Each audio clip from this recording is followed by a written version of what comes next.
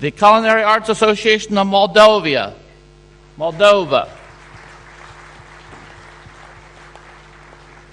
the Mongolian Cooks Association,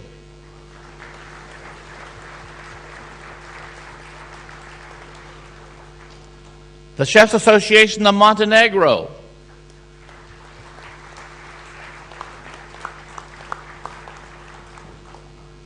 the Culinary Federation of Serbia,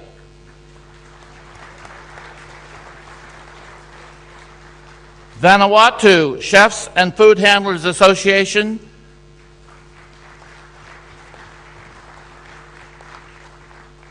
Venezuela, the Chefs Society of Venezuela, the Vietnamese Association, Saigon Professional Chefs Club,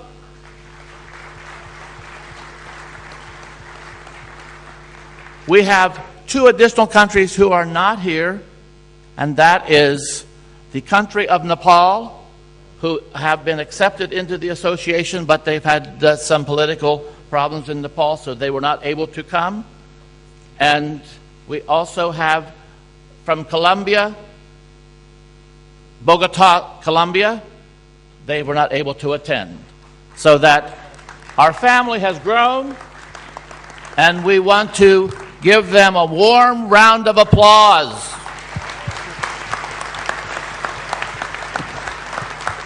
Yeah, standing ovation, that's even better. Stand up.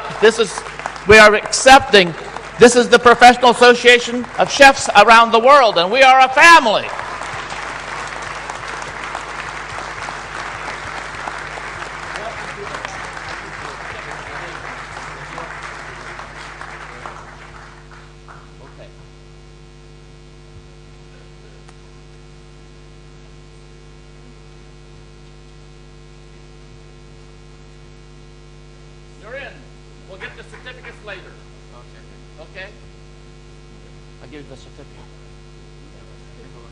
Go back. Did you get the pictures? Yes. Okay.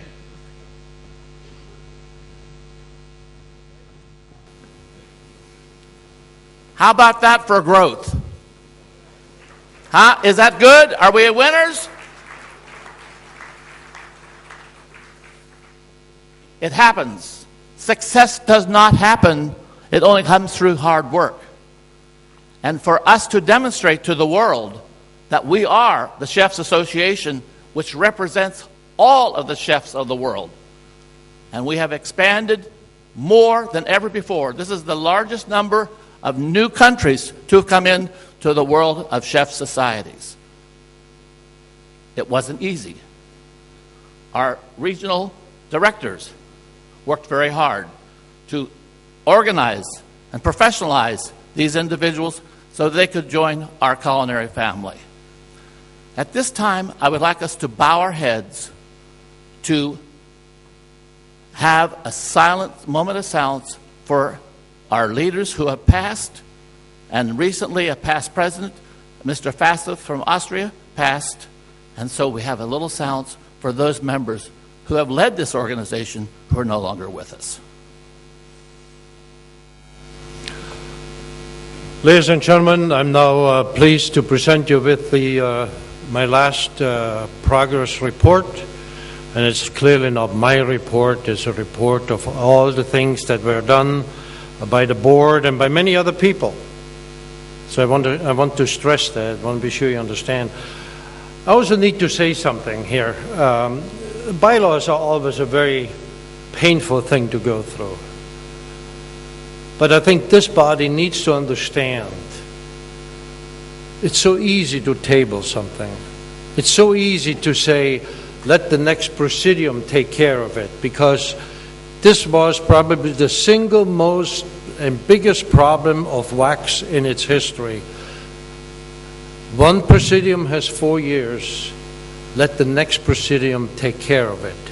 And this is how things do not get done. And I think you need to understand that in the future, as this organization grows, you cannot hold yourself hostage to a 2 or 4 year wait. We need to move ahead. We need to be able to react quickly under the current circumstances. If a change on the outside would dictate a change by us, we have to wait at least 2 years to effect a major change.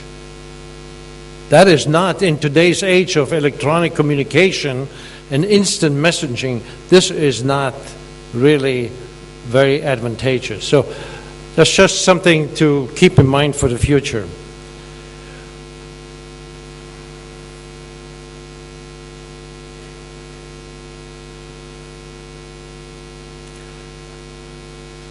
Now, I very specifically say here, this is a 4-year report on what we promised you. 4 years ago, I stood up here, and on behalf of the Presidium and the Board, I made promises. Now, you know, you clearly know the politicians. Politicians, they make promises. Yes? No, I'm wired. Okay. Politicians make promises, but they never go back to what they said. This is not the case here. I'm going to show you what we promised, and I'm going to show you whether or not we delivered on it. Like many of you, on your individual organization, in your individual country, you dedicate an awful lot of work to our profession. There's no question in my mind. And so does everybody here at this table, and so have I as well. And I just took time to count this up for a minute, and I found myself having visited over 27 countries, and I spent about 200 days on mostly traveling and WACS business. 200 days. Now, can we afford to do that in the future? Can we be in a position where we no longer or not have an office, not have staff, where this board has to do everything from mailing to phone calls to everything, record keeping? Can we afford to do that? I maintain no, because if we want to grow, we are going to have to make some commitments. So again, there's some extraordinary commitments that have been made by you and by many other people, and by the team, and the team includes you.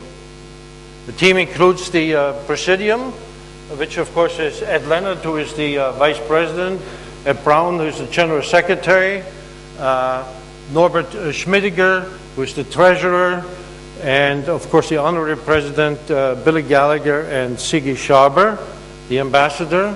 We have the Continental Directors, starting with Svetko Koglic, who is taking care of Europe South, and Jorge Monte for the Americas, and John Sloan for Asia, Reinhold Metz for Europe Central, Giso Gudmundsson for Europe North, Arnold Tanzer for Africa, and Glenn Austin for Pacific Rim. And we have the committees that have done a tremendous amount of work. And they have shown, as have these gentlemen, great passion, great dedication and commitment. And I believe that's the hallmark of this team. And I'm very proud of all those that have contributed. So again, publicly, I thank all of you for having been part of my team. Thank you.